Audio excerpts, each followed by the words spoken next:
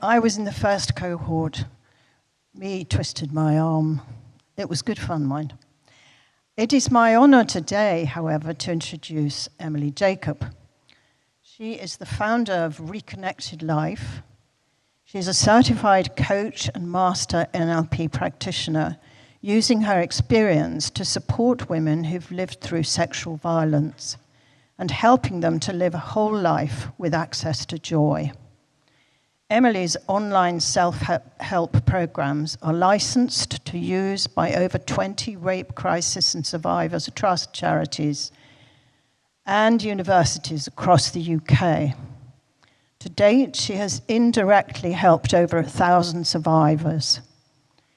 Emily has consulted on and appeared on BBC, Channel 5, on radio, in conferences, an award-winning documentary, and she's also edited the book To Report or Not Report.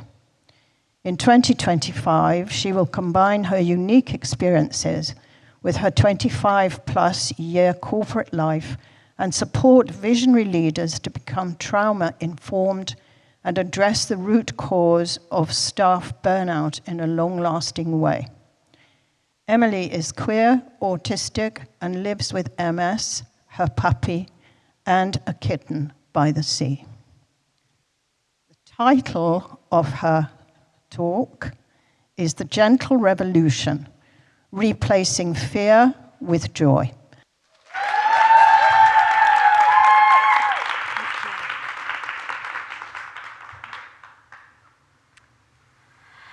Hi. What I'm going to be speaking to you about today might be triggering to some of you here. I'm going to be talking about women's safety and sexual violence. If you are triggered, please look after yourself and leave if you need to. I won't be offended. In fact, I will be inspired by your bravery in prioritizing your self-care. If you do stay, my hope and intention is to inspire you and to leave you with some practical strategies for how you can replace fear with joy. So, how do you feel when you read the news? It's quite tough, isn't it, scrolling the news in the morning? Everywhere, every day, it feels as though there are more and more stories about women's rights and women's safety, and it feels like all over the world, things like abortion rights, what we wear, what we say out loud, how we do it, is really being eroded and compromised. And it really feels sometimes that everything that our mothers and our grandmothers fought for is being rolled back. And here's where the trigger warning comes in. 1 in 30 women in the UK are raped every year. 3 out of 100 reported rapes, just reported, and 85% are not, 3 out of 100 reported rapes will be prosecuted, let alone convicted. Justice is fleetingly rare. So we know this, and then add to this the news that the United States has chosen a president-elect who is a convicted felon and adjudicated rapist, and that he is also appointing others with alleged histories of sexual violence to higher office. After the president-elect's victory, this post on X went viral. Your body, my choice, forever. Misogyny has won a landslide victory. We have moved past Hollywood and the mega rich, past the Weinsteins, the Epsteins, the Alfayeds, the Cosbys. It's bigger than this now. This is openly in the highest offices in the world.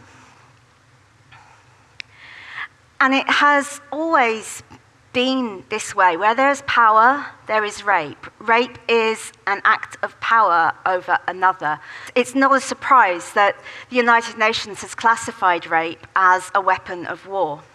But the bravery of an extraordinary woman in France, Gisèle Pellicot, has shown us that, and shown the world, that it is not just the powerful men who are committing these acts. It is also ordinary men too. We live in a world where 1 in 3 women will experience sexual violence in their lifetime. That's 1 in 6 men. We also live in a world where 6% of men are rapists. That's more than 1 in 20.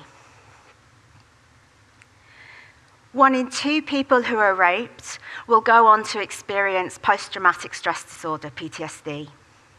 That's more than people who experience trauma through war or terror events, where it's 1 in 3. I am one of those statistics. In 2008, I went on a date, and the following 6 years I call my abyss years. I got a lot of help. I got better. I was discharged and told that I didn't have PTSD anymore. But I didn't trust my recovery. I didn't trust that I was better, because I had fallen down into that abyss so many times in those 6 years. I couldn't trust that it wouldn't happen again.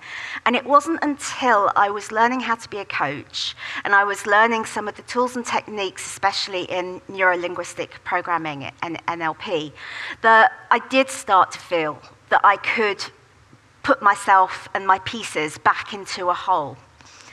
And that's why what I do today is help and support, coach other women who want to put themselves back together and go from surviving to thriving. But how? When we look at the news and we are scrolling through these headlines that are quite frankly terrifying, we're feeling that fear, we're feeling angry, exhausted from it all, disengaged maybe, not wanting to take it on board. Now, all of these emotions, they're trauma responses: fight, flight, freeze. And the thing is about trauma responses is that we can't be our best selves when we're traumatized. And when we think about what's happening and where misogyny is going, we need to be our best selves. And if we're angry, more people will be angry. Anger begets anger, and fear begets fear. If you walk into a room and someone's just mildly grumpy, you can still pick up on it. So just imagine what all this anger and fear is doing, the energy of that. And we don't need more of that in the world. So what do we do? Rationally, what our brains are telling us is it's logical to be angry with what's happening. It's logical to be terrified with what's happening. But we can't beat this through trauma responses. What we have to do is actually learn how to get into a place that's called safe and social, which feels totally upside down in terms of the logic of it. But what safe and social means is that we feel safe in our body, and what's happening around us doesn't affect how we're feeling in our bodies. Now, for survivors, to feel safe in your body is something that's also quite a tall order, since our bodies are the site of our terror. So I am going to give you a few strategies for how to start to feel safe and to replace fear with joy. So number 1 is to nurture your body. So what I mean by that is starting to appreciate your body and noticing how much your body is doing for you. So You might choose yoga or Pilates or breath work. You might choose to go for walks, which I read in today's paper that is something that Giselle has been doing, and going on long walks and screaming into the voids. And I do recommend it. But however you choose to nurture your body and start to feel safe in your body, make it a practice that you do every day. I've got a little exercise for you, which you might want to do with me now, which is just a small practical exercise. If you interlock your thumbs and bring your palms across, so your palms are facing you, you put your thumbs across your sternum, and you just tap one palm and then the next palm. Just noticing how you're breathing, how it's feeling. And what this will do is it will start to bring your parasympathetic and your sympathetic nervous systems back into harmony.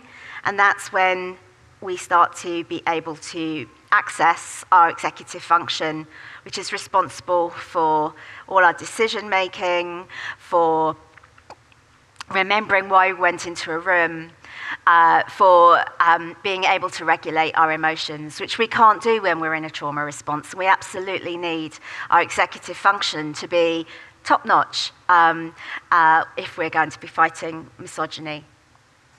The second thing that I want to leave you with is how to seek joy.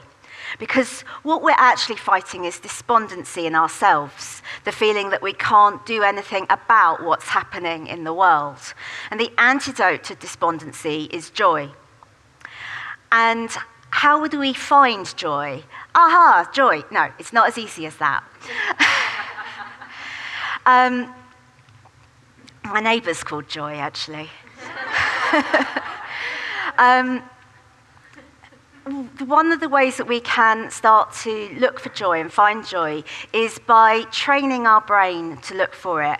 And the way we can do that is by starting a gratitude practice. It's just a small thing every day, starting to notice the small things that make you smile. How the light catches on the window in the morning, or how you hear the bird song, or if you see a weed that actually looks quite pretty.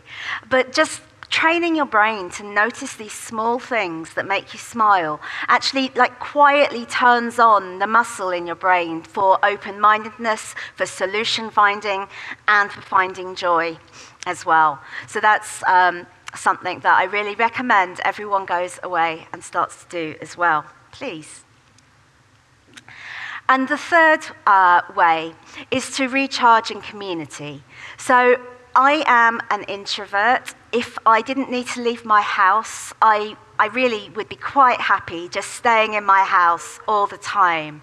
But one of the ways that I feel most energized and inspired is in the company of other women.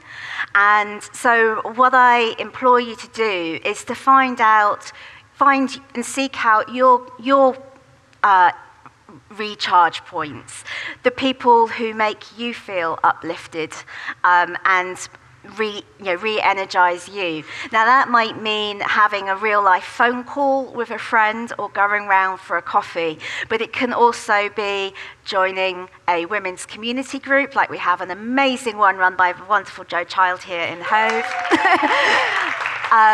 and the amazing EyeStorm group as well, run by me. You could go to a women's circle, such as Adrienne runs. But if those things are not your bag, then perhaps find an organisation to work with that gives you a feeling of having achieved something and work towards something that's helping make things better, because that's what really helps us to recharge when we feel like we're having impact. And don't forget the men too. There are 19 out of 20 men who are perfectly safe.